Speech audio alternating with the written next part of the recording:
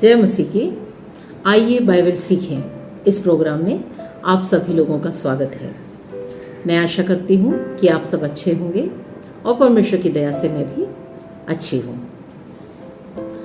मेरे प्रियो, लय व्यवस्था में हम बलियों के बारे में अध्ययन कर रहे हैं। बीते दिनों में हमने होम बलि के बारे में पढ़ा, अन्न बलि के बारे में पढ़ा, मेल बलि के बारे में पढ़ा। ये तीनों बलियां ऑप्शनल हैं। यदि वो मनुष्य या इस्राएली यदि वो चाहे तो वो परमेश्वर के सानिध्य में जाकर इन बलियों को चढ़ा सकता है। लेकिन आज चौथे अध्याय में हम जिस बलि के बारे में पढ़ेंगे वो कंपल्सरी है। उस बलि का नाम है पाप बलि, अर्थात पाप करने के बाद चढ़ाया जाने वाला बलि, जिसके द्वारा उसके पापों से उसे मुक्ति या आजादी मिले। मेरे प्रियो, जैसा कि हमने निर्गमन में पढ़ा कि परमेश्वर ने 10 आज्ञाओं को और कई नियमों को मूसा को बताया कि वो जाकर इस्राएलियों को इन बातों को सिखाए। और परमेश्वर ने कहा कि यदि कोई इन आज्ञाओं का उल्लंघन करे तो वो मार डाला जाए। लेकिन परमेश्वर उसके अंदर एक उपाय करते हुए कि यदि वो गलती से कोई पाप कर डाले या परमेश्वर की किसी आज्ञा का उल्लंघन भूल से कर डाले तो उन्हें किस प्रकार से मरने से बचाया जा सके। परमेश्वर हमेशा से दयालु रहा है, इसलिए वो चाहता है कि उसके लोग बच जाएं, बचे रहें। इसी कारण को हम देखते हैं यहाँ पे कि परमेश्वर ने कहा कि यदि भूल से कोई व्यक्ति गलती कर डाले, कोई इस्राएली गलती कर डाले, तो इन बलियों के द्वारा वो आकर अपने पापों से पश्चाताप पा सकते हैं, गलती से मुक्ति मिल सकती है उन्हें और उन्हें नहीं मारा जाएगा। तो इस चौथे अध्याय में जो हम पढ़ते हैं वो है पाप बलि, जो कि पाप के प्रायश्चित के रूप में वो लोग चढ़ाते थे। और इस अध्याय को जब हम पढ़े तो हम देख सकते हैं कि 4 वर्गों के बारे में परमेश्वर कहता है कि यदि वो पाप करें तो किस प्रकार से अपने पापों से छुटकारा पा सकते हैं। तो इसमें जो पहली बात हम पढ़ते हैं वो है एक याजक के बारे में। याजक अर्थात लेवी ग्रुप, जिसे कि परमेश्वर ने अपनी सेवकाई के लिए अलग किया है। यदि कोई अभिषिक्त याजक भूल से पाप करे, देखिए भूल का तात्पर्य यहाँ पे ये है कि या तो वो उस वचनों को पढ़ा ही ना हो या जानता ही ना हो, और दूसरी बात, यदि ऐसी अवस्थाएं आ जाए कि वो इवन दो इन वचनों को जानता है लेकिन उस अवस्था में आने के कारण वो बहुत जल्दी वो गलती कर डालता है और उसके बाद वो दोषी ठहरता है। तो इस अवस्था में यदि एक याजक आता है कि वो गलती से पाप कर डाले और अपने आप को दोषी समझे, तो वो बाइबल यहाँ बताती है कि वो एक निर्दोष बछड़े को लेकर आए। निर्दोष बछड़ा अर्थात जिसमें किसी प्रकार का कोई डिफेक्ट ना हो, उस बछड़े को लाए और मिलाप वाले तंबू के सामने आकर वो उस बछड़े के सिर पर अपने हाथ को रखे, ये दिखाते हुए कि वो उसने पाप किया है। उस बछड़े को वो परमेश्वर को समर्पित करते हुए उसके ऊपर अपने हाथ को रखता है और उसके बाद होम बलि की जो वेदी है वहां पर जाकर उसे बलि करे। और जो याजक है वो उस बछड़े के लहू को लेकर मिलाप वाले तंबू के अंदर जाए और अति पवित्र स्थान के पहले जो पर्दा है उसके पहले वो उस रक्त में उंगली डुबो डुबो कर 7 बार उस पर्दे के आगे छींटे, 7 बार। और उसके बाद जो उसके ठीक सामने सुगंधित धूप जलाने की जो वेदी है उसके सींगों पर जाकर रक्त को लगाए, चारों सींगों में रक्त को लगाए और उसके बाद जो रक्त बाकी बचता है उसे ले जाकर होम बलि के पाए में, अर्थात उस ऑल्टर का जो बेस है वहां पे उस रक्त को डाल दे। उसके बाद जो बछड़े की चर्बी है उसे वो निकाले। जैसा कि हमने मेल बलि में पढ़ा था कि किस प्रकार से बछड़े की चर्बी को निकाला जाए और क्या क्या निकाला जाए, इन तमाम बातों को ठीक उसी रीति से वो निकाले और बलि करे, जलाए होम बलि के वहां पे डाल के। और उसके बाद जो कुछ भाग बच जाता है, अर्थात बछड़े की खाल, उसका सिर, उसका पैर, उसकी अतड़ी, उसका गोबर या उसका जो भी कुछ बचा है, उन तमाम चीज़ों को ले जाकर इस मिलाप वाले तंबू के बाहर, छावनी के बाहर जो पवित्र जगह वो लोग बना के रखते हैं, जहाँ पे कि ये तमाम चीज़ों के जलने के बाद जो राख होता है उसे डाला जाए, वहाँ पर ले जाकर इस बछड़े की बची हुई तमाम चीज़ों को ले जाकर लकड़ी के ऊपर रख के जलाए।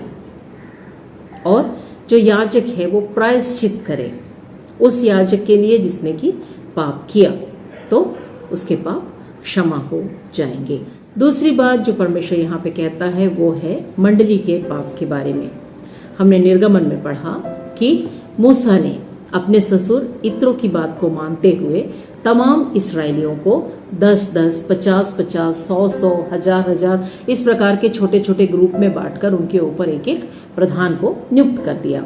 अब यहाँ पे परमेश्वर का वचन कहता है कि उन ग्रुप में से यदि कोई ग्रुप पाप करे तो वो ग्रुप एक निर्दोष बछड़ा, ऐसा बछड़ा जिसके ऊपर कोई डिफेक्ट ना हो, लेकर आए।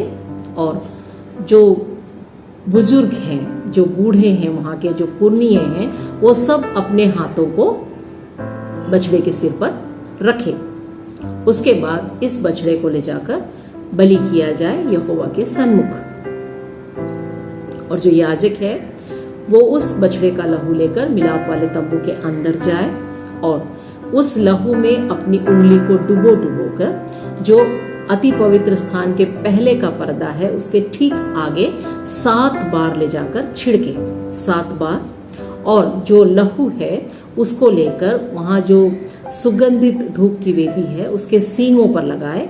और जो लहू बाकी है बछड़े का वो पूरा लेकर होम बलि के पाए में डाल दे। पाए में अर्थात जो ऑल्टर है उसका जो बेस बना हुआ है वहाँ पे बहा दे उस लहू को। और उसके बाद उस बछड़े की चर्बी को ठीक उसी प्रकार से निकाले जैसे कि पहले याजक के पाप के लिए, पाप बलि के लिए उसने निकाला, उसे निकाले और उसे भी होम बलि में डालकर जलाए। और उसके बाद जो बछड़े का बाकी भाग है अर्थात उसके खाल, उसका सिर, उसका पैर, उसका अतड़ी, उसकी गोबर और उसका जो भी पार्ट बाकी है उसे ले जाकर छावनी के बाहर जो राख डालने की जगह है वहां पर ले जाकर उसे जलाए।